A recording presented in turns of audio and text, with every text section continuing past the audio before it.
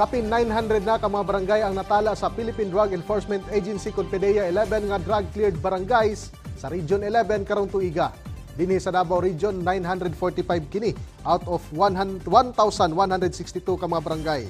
Sa Davao City adunay 102 drug-cleared barangays gikan sa 182 ka barangay. 192 ka mga drug-cleared barangays usab ang natala diha sa Davao del Sur. Ana sa 172 na mga drug-cleared barangay sa Davao del Norte, 174 ang natala nga drug-cleared barangay sa Davao Oriental ug sa Davao Occidental adunay 100 ka mga drug-cleared barangay samtang ana sa 200 ka mga drug-cleared barangays ang natala sa probinsya sa Davao de Oro.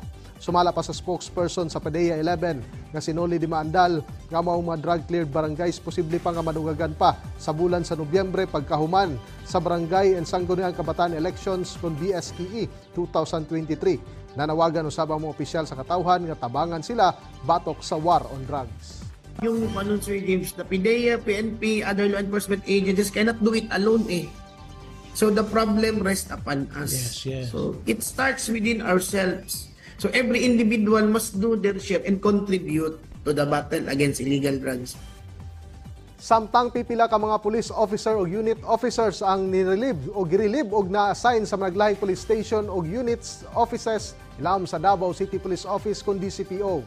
Subay sa gimong turnover of command ceremony sa police station commanders o unit officers niadtong Oktubre 14, 2023 diha sa DCPO Sandigan Hall sa Camp Captain Domingo Illonor sa San Pedro Street, Davao City. Girilib isip Bunawan Police Station's Commander si Police Major Robel Saavedra ug nabutang kini sa Office of the City Director kon OCD. Nihulip isip hepe sa Bunawan Police Station si kanhi sa Police Station Commander Police Major Jake Goles. Gikan sa Tubok Police Station, gihimo ng Station Commander sa Sasa Police si Major Carol Habagat, samtang gihimong Commander sa Tubok Police Station si Police Major Jimmy Evangelista. Sa OCD usab nabalhin si Police Major Ricky Obensa, kinsa kanhing Station Commander sa Kalinan Police Station.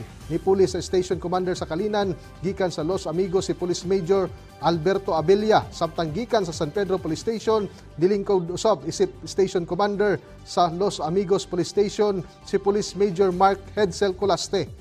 Pagpasabot ni Police Captain Hazel Tuason, ang spokesperson sa DCPO, paghatag kini og tsansa ngadto sa ubang opisyales nga makalingkod isip Station Commander gawas na usab sa maabot nga October 30 barangay ug Sangguniang Kabataan elections.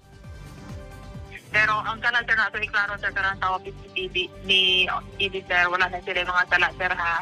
Ato lang ano lang ni pili sa mga iban pa nga mga police major nga matagaan silang chance sa mahimong station commander para mapakita ilang performance po sir kung sila mahimong station commanders. Og mao kadtong mga nag-unang mga balita gikan dinhi sa PTV Davao, ako si Julius Pakot, mayong adlaw.